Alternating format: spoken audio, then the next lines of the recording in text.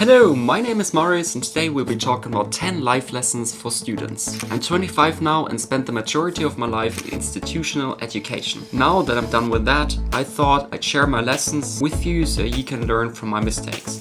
Let's get right into it. With number 1, there's no perfect timing, just study. And I mean that based on our endless list of excuses. Theoretically, it should be we get out of bed, we start studying. We work out, we start studying. We make food, eat it, afterwards we start studying. Whenever our study schedule suggests that we are supposed to study, we do that. We will be disciplined. But I know that some of you, maybe even the majority of you, is not as disciplined as that. That's why I want to start with a more primitive thought. Instead of waiting for a certain period of time to strike, for example for 12:30 p.m., start studying right now, because there's no such thing as a perfect timing. There will be an unlimited amount of distractions around you, which also means that just because it's now 12:31 doesn't mean that you need to wait another 29 minutes for you to start your study session. It's a wonderful excuse and I've been guilty of it myself, but please just get to work as soon as possible, get your stuff done and start studying. Then number 2, pitying yourself or envying others doesn't help and serve anyone, in particular not yourself. Matter of fact, envying others,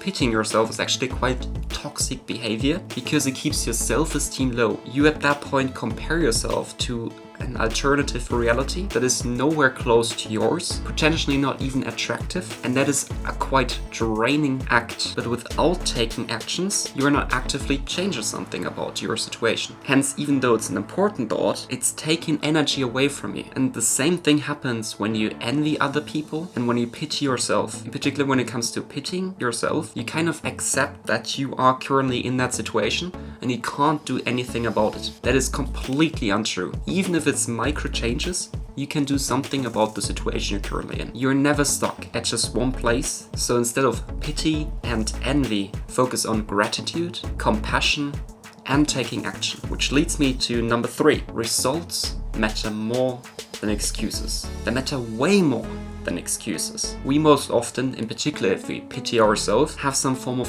victim mentality. I can't do X because of Y reason, but maybe go shift your mindset from I can't do it to I can do it because of XYZ. Your excuse can be your reason to act, does make you unique, gives you the motivation to do something about it that other people don't have. And of course it's always easier to feel like you're a victim, but instead of staying in that situation, evaluate it, create a plan, and do something about it. Then you will eventually see results of your actions. Another thing that could hold you back is being indisciplined, which we kind of covered in point number 1 already, but I want to dive further into it when it comes to consistency versus talent. If we look at a graph and see that skill is on the y-axis and time is on the x-axis, and there is someone who has a lot of skill, who's very talented, who doesn't need to do anything at the beginning, that person now probably acts, does something about the situation, and keeps on performing the way they do.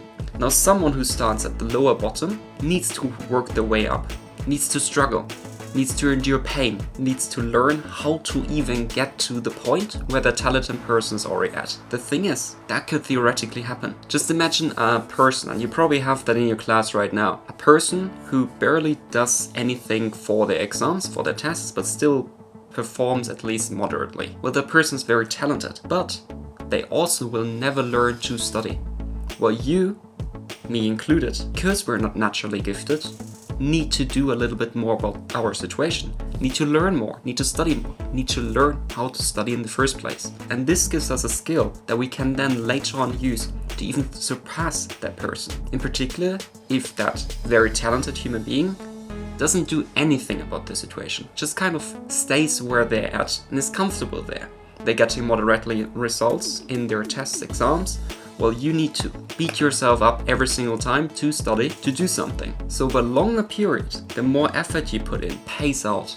Even though in a short period, it might not right away.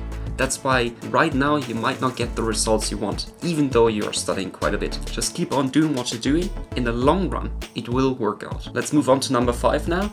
That would be health is more important than you realize. We all know that smoking, drinking alcohol is extremely unhealthy and has long-term negative effects on us. Thing is, it is quite fun, and we are naturally drawn towards the bad things in our lives.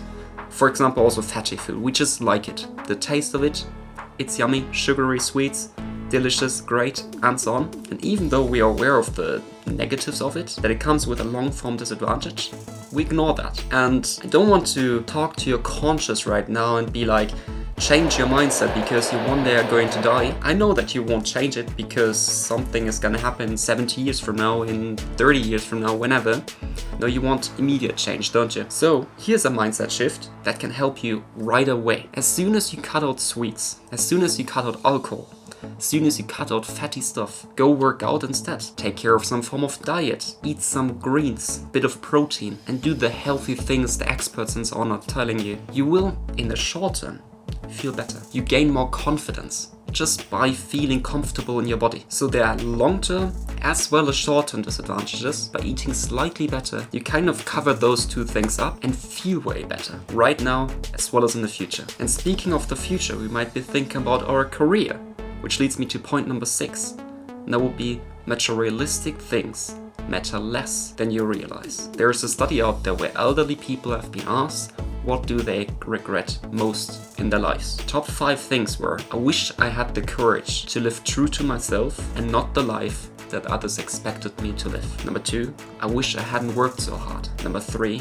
I wish I had the courage to express my feelings. Number 4, I wish I stayed in touch with friends. And number 5, I wish I had let myself be happier. I think those are quite interesting results because people are not mentioning their trophies. Don't wish for them at their deathbed.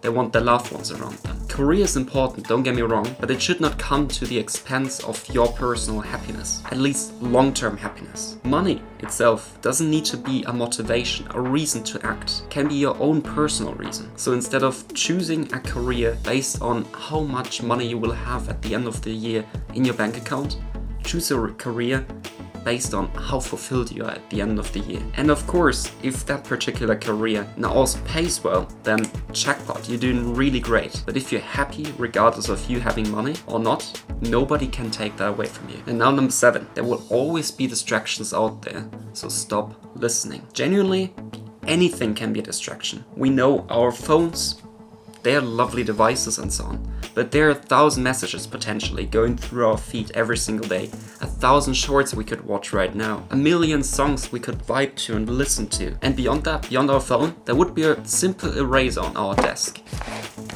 A pen, it doesn't matter, anything really can be a distraction. I can click around, hella annoying, but I will, and keep playing with that tool instead of studying, instead of working, instead of focusing on what is really important. And the thing is, we need a pen. We need an eraser that we can throw around. We need those tools to work. So we can't just ban them. Instead, we can get disciplined about the things that we have around us and stop misusing them. Overall, summarize when it comes to discipline and focus. If you set yourself a short period in which you do a certain thing, do that certain thing and nothing but that certain thing, and you will never be as focused as that. It doesn't have to be for a long period, just 25, 30, 1 hour long session that pushes you through the day, and which is super focused. That sets you up for longer sessions, because at the end of the day, and this is point number 8, work and studying is difficult and won't get any easier. I think the best procrastination technique is to wait for life to get easier, for us to have some form of saint coming towards us to save us, for someone to change our miserable situation. But at the end of the day, it's us who is going to change something about it. And that won't change by procrastinating, by not doing anything, because work just piles up. Your study topics just pile up that you need to revise. You can't get around doing the work, reading those textbooks, doing your flashcards, giving your goddamn 100% during tests and exams. That's the path you've chosen and committed yourself to. Instead to number 9, chasing any person because of any reason is a waste of time. You will immediately attract the right person by becoming the right person for them and not other way around. Instead of focusing on others, you can focus on yourself, on becoming the best version of yourself. And if there's someone out there who's mistreating you, know your worth and move on. There are people who won't. I read something recently I thought was quite beautiful. A person who truly loves you would never dare bring themselves in a situation where they could possibly hurt you. And that person can also be yourself. Which leads me to point number 10. Trading short-term pleasure for long-term results is a bad transaction. Overall, if you have to suffer in the future because of your actions right now, then maybe re-evaluate your actions. Re-evaluate that decision that you made, because your future self will eventually be confronted with your problem. The difficulty here is to figure out which path, which step, which journey is the right one that leads to least amount of pain with most amount of positive results. And as always, there's no certainties that you will ever achieve anything in your life, no matter how hard you work. You can just increase the odds of success by doing the things that potentially make you successful. And that being said, I hope you're going to take action. Like for example, if you want to increase and better your notes a little bit, watch this video right here. See you all next time.